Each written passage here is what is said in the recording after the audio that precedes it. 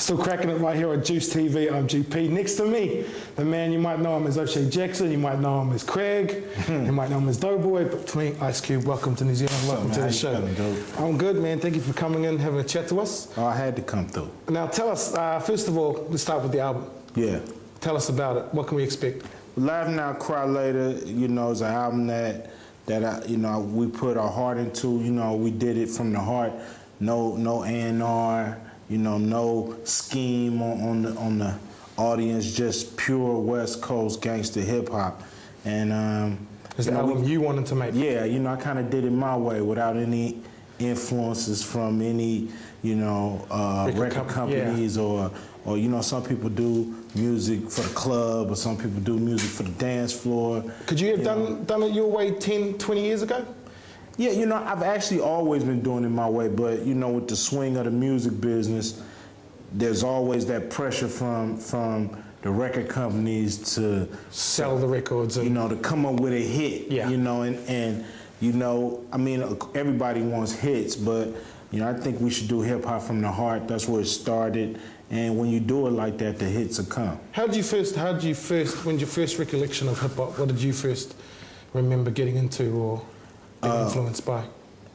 Just hearing Rapper's Delight. I remember being 10 years old.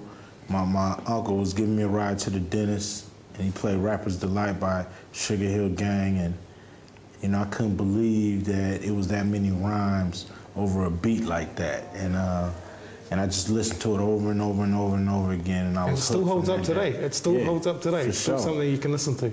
For sure. And when you got into music, now a lot of people know this, but when you first started with NWA, you were managing the group. Is that right? No. That was Easy. Easy was the manager. I was just writing, hanging out with Dre, you know, just trying to be the best MC in the world. So Easy was a manager who we kind of converted into an MC just because he had the personality, he had a good voice, and you know, he was the one who suggested that we just keep it gangster, you know, and stop trying to, you know, do hip hop like New Yorkers was doing it, you know, at the time. So you know, we found our niche through working with Easy and stuff. So that's how that went. And then that was, I think it was the birth of gangster music. I remember my mum found my first NWA tape, and that was a cassette. It was a cassette, and she cracked it in two. Is that right? She didn't know. I'd already made a copy the first day I got it. That's right. I knew I was going to get it. But don't worry, I didn't sell any copies. I just kept that one for myself.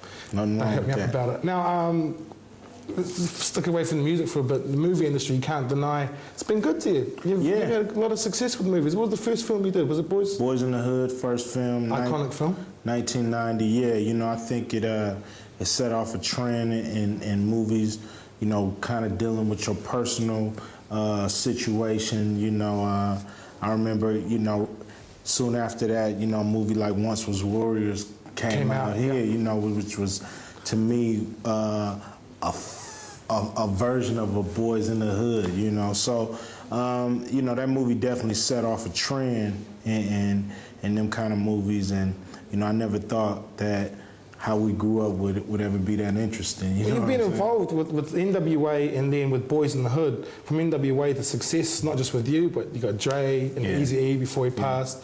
And then with Boys in the Hood, you got Cuba Gooding, you got the director, you got Lawrence Fishburne as well.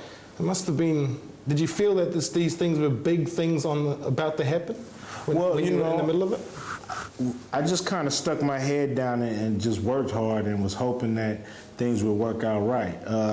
You know, I'm not gonna lie and say that I knew that you know, me going solo, I knew that was gonna blow, or me being in NWA. We had no idea. We was just doing the music how we felt it, and it kind of happened organically. And with Boys in the Hood, you know, I never knew that people outside of growing up like that would even care. But you look at that movie. Well, that's what the movie did, didn't it? It transcended. It went past those barriers of just being a South Central movie or anywhere around the world, people watching it going, ooh. Yeah, you know, and I played a character by the name of Doughboy, which was, at the time, nobody knew the story of a person like that. Nobody knew why, you know, black men are going to jail at the rate they're going in the United States. And, you know, you look and that situation is going on all over the world. And, you know, nobody knew why, you know what I'm saying, until you can see a story like like Boys in the Hood and understand, you know, bad circumstances can lead to bad things. And a few years later, one of the most iconic smoking films out, Friday. Friday, yeah. Did you think comedy was the way to go? You think you were going to get as much success doing that comedy? Well, you know, with NWA, we always tried to put humor in the rhymes as well as, you know, keeping them, you know, heavy and hard hitting. In my solo records, you know, doing the same. Songs like Once Upon a Time in the Projects, which are, you know, harsh reality, but also comical when you listen to it. So comedy is, to me, just as much a part of me as, you know, doing the hardcore stuff, you know what I'm saying? Because I love to laugh, you know what I mean? I think I got a good sense of humor, so. My girlfriend asked me to ask you if you know the Chipmunk song from Are We There Yet?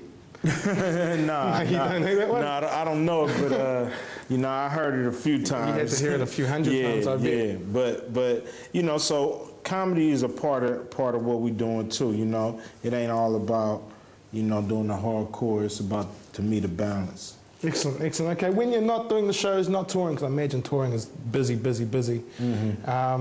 What do you like to do? What's a Sunday afternoon for you? What would be the most relaxing thing you can do?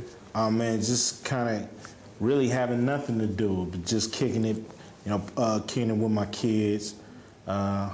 Hopefully a football game is on, so I'm watching that, you know, with a beer, you know what I'm saying, and a nice meal, kicking it. You know, that's really what I love to do, because I just work so much, and when I work, it's like work and play at the same time. So, you know, I just like to kick and relax. You feel like you're living your life? Man, I'm living a dream. You know, I couldn't have wrote it up no better. Man, you couldn't, like, who's going to play you in the movie? Yeah, I don't know. I might play me in the movie. Okay. All right. Favorite ice cream? Vanilla Haagen-Dazs. Haagen-Dazs. We don't get Haagen-Dazs here, but I know what you mean. Don't? No, we don't. Oh, we have to go to man, specialist stores for that. Get it. All right. Favorite sandwich filling? I like pastrami sandwiches. Pastrami sandwiches. And last album you bought that wasn't yours? Last time I bought that wasn't mine, Dub C's. Tell us about it, because that's out now. Dub C, Guilty by Affiliation. Hardcore West Coast music at its finest. No apologies. It's not West Coast rappers trying to do the South stuff. It's us keeping to our traditions, keeping to our core. Still sea-walking? Oh yeah, sea-walking. He gonna be sea-walking all over the stage tonight. So, looking forward to it. It's gonna be a beautiful thing. I'm looking forward to it, man. And apart from Laugh Now, Cry Later, you got to work on another album as well? Yeah, I'm working on an album called Raw Footage. To me, it's going to be a profound record. You know, once again, digging deep and not worrying about airplay, not worrying about videos or none of that stuff, but just really worrying about doing good hardcore music for my true fans, and everybody else just got to kind of get in where they fit in. Well, you got your true fans here in New Zealand. Don't worry about that. I'm looking forward to having a good night tonight. Yeah. And before we go, one last question: where'd you get those shoes?